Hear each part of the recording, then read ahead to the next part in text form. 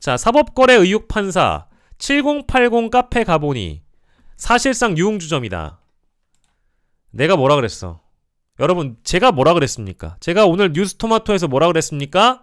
유흥주점, 단란주점, 7080 라이브 카페 요렇게 내용을 뒤섞어가지고 7080 라이브 카페를 갔다라고 얘기하면 우리보다 훨씬 나이 많은 어르신들이 되게 상대적으로 7080 라이브는 건전한 곳도 많아요. 건전한 곳도 많아요. 뭐냐?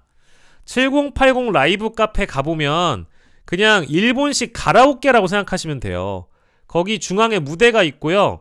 다 이제 따로 온 손님들인데 거기에 어울려가지고 노래 부르고 하는 곳이에요. 준코는 방이 있잖아. 7080 카페 이런 데를 가보면 공개된 노래방이라고 보면 돼요. 전국 노래자랑이야 그냥. 거기에서 노래 부를 수 있거든요. 근데 이제 이 아저씨가 여경주 판사 아닌가? 여경주래. 여경은 부장판사가 최근 국정감사 자리에서 변호사와 함께 다녀온 곳이 유흥주점이 아닌 7080 라이브 카페라고 해명을 했다. 하지만 CBS 노컷뉴스 취재 결과 해당 업소는 일반 음식점으로 등록됐지만 술자리에 여성 종업원이 동석하는 사실상 유흥주점이다. 일반 음식점이라고 써놓고 유흥주점이라고 하잖아요? 그러면 이게 이제 여성 종업원이 동석하느냐 아니냐 여기에 대한 구분을 좀 해야 되걸랑요? 그래서 우리가 조금 구분을 해보겠습니다. 일단은 단란주점은 손님이 노래를 부를 수 있지만 접객원을 둘 수가 없어요. 예. 제2종 근린생활시설이고 손님이 노래를 부르는 행위는 가능합니다. 근데 거기에서 춤을 추는 사람들을 고용하거나 접객 행위를 하면 그건 불가능합니다. 그리고 시설 기준이 또 따로 마련이 되어 있는데 객장 중앙에서 객실 내부가 보이게 설비를 해야 됩니다. 그러니까 룸이라는 게 없죠. 거의 없죠. 아예 없죠. 객석의 절반 이상을 객실로 구성 불가합니다. 예. 그런데 유흥주점은요. 여기는 주로 주류를 판매하고 유흥 종사자를 둘 수 있으며 접객원을 둘 수 있으며 손님이 노래, 춤을 추는 행위가 허용되는 업종입니다. 그리고 유흥주점은 무대 설치 가능하고 댄스 플로어도 설치가 가능합니다. 단란주점보다 유흥주점은 기준이 엄격합니다. 업종 전환을 할 때는 지방자치단체가 허가를 또 해줘야 합니다. 그래서 이게 이 사람이 반성을 하는 게 아니고요. 제가 이제 짚고 싶은 분은 여경은 부장판사가 꼼수를 부린 거예요. 7080 라이브 카페라고 하면 어르신들이 뭐야 나도 가끔 가는 곳인데 막 이렇게 생각할 수도 있어요.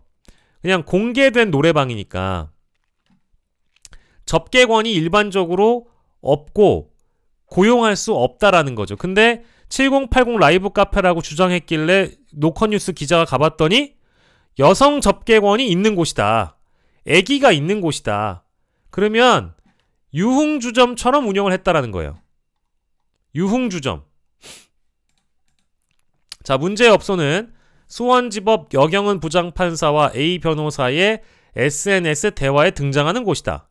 제주지법에 근무한 지난해 12월 11일 A 변호사가 슥 애기 보러 갈까? 라고 하자 여 판사가 아우 좋죠 형님 이라고 한 업소다.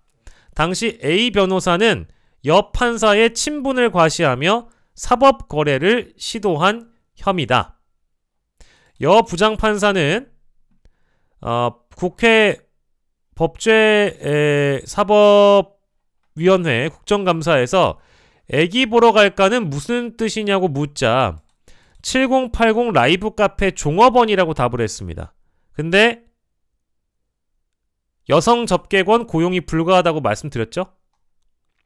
특히 유흥주점 아니냐는 질문에 룸이 없는 오픈된 공간이고 그런 곳은 아니다. 그런 곳은 아닌데 애기들은 있나봐요. 그죠? 자, 취재 결과 여 부장판사가 국감에서 해명한 7080 라이브 카페는 제주 시내에 있으며 일반 음식점으로 등록돼 있다. 하지만 여성 종업원들이 손님 술자리에 동석하며 함께 술을 마시는 등 불법이 의심된다. 식품위생법 시행규칙상 일반 음식점에는 유흥 접객 행위를 금지하고 있기 때문이다. 제주시 관계자 역시 일반 음식점에선 여성 종업원이 함께 손님과 술을 마셔선 안 된다. 유흥주점에서만 가능하다. 이를 위반하면 영업정지, 영업장 폐쇄 등의 행정처분이 이루어진다. 자, 실제로 취재진이 해당 업소를 찾았을 때 옆 판사가 설명한 것처럼 룸이 없는 오픈된 공간에 노래를 부를 수 있는 무대가 설치돼 7080 라이브 카페의 모습이었다. 하지만 여성 종업원 3명이 손님이 앉아있는 테이블들을 돌아가며 술을 함께 마시는 등 유흥주점처럼 손님 접객 행위를 하고 있다. 자, 그리고 여기 또 애기가 나옵니다. 애기. 자, 보세요. 옆 판사와 A 변호사가 애기라고 지칭한 여종업원은 실제로 이 업소에서 3개월 전까지 일을 한 것으로 나타났다. 지금 이 CBS 노컷 뉴스가 애기를 특정했어요. 애기를 특정했어요. 이 애기를 찾아냈나봐요. 그러니까 아마 취재를 하러 가서 다른 여성 접객원 분들한테 물어봤겠죠? 여기에 이제 이분이 왔냐, 사진 보여주면서 이 판사가 온 적이 있냐, 그리고 이 사람을 접대했던 애기는 누구냐, 여성 접객원은 누구냐, 이렇게 이제 알아봤겠죠. 그러니까 이제 여기 그 업소 관계자들은 취재진한테 밝혀준 거예요. 그분은 그만뒀어요. 그 애기라고 칭했던 그분은 그만뒀어요. 여성 종업원 5명이 근무하고 있고 가게에서 손님을 응대하고 있다. 그 친구, 여기 가로 열고 애기 그 친구 미치겠다. 그 친구 애기는 20대로 가장 어리고 미모가 뛰어나 인기가 많았다라고 이 기자한테 얘기를 했대요. 아휴, 정말 이게 뭐냐 진짜. 이게 뭐냐고요. 미치겠다. 자, 업소 메뉴판을 보면 고가의 양주와 와인만 있다. 제일 저렴한 양주는 22만원, 와인은 16만원으로 주로 30만원대 술을 판매한다. 양주와 와인을 주문하면 과일 안주가 나오는 식이다. A 변호사가 지난해 12월 11일 이 업소에서 여 부장판사에게 술을 사준 게 사실로 드러나면 청탁금지법 위반 소지도 있다. 그렇죠.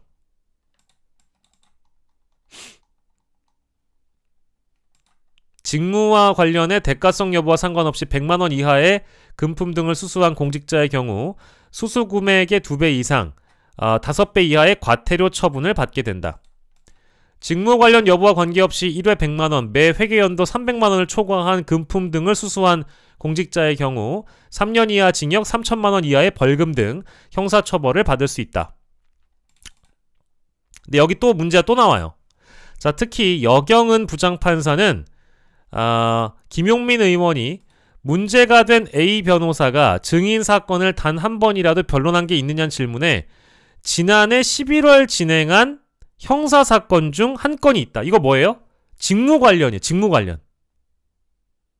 여러분, 이거 집중해주세요. 이게 더 심각한 거야. 이게 더 심각한 거야. 자, 애기를 만나러 가자고 한 변호사, 형님이라고 이 여경은 판사가 아우 너무 좋죠 형님 했던 그 변호사가 여경은 부장판사의 재판에 들어와서 변론한 적이 있냐? 있다라는 거예요. 있다고.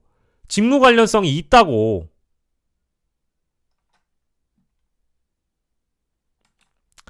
자, 여 판사는 거짓 증언하지 않겠다고 국감장에서 선서까지 했는데 사실상 유흥주점인 업소에 다녀온 것으로 보인다.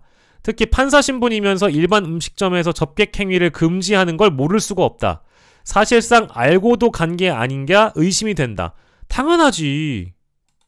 자, 근데 대법원 윤리감사관실이 조사하겠어요? 직위원이도 어차피 아무 상관없다고 감사해서 사실상 무죄를 받았는데, 감사해서 무혐의를 받았는데, 여경은이 이런 사건을 지금 CBS가 이렇게 세세하게 지금 취재를 했는데 하겠냐고요.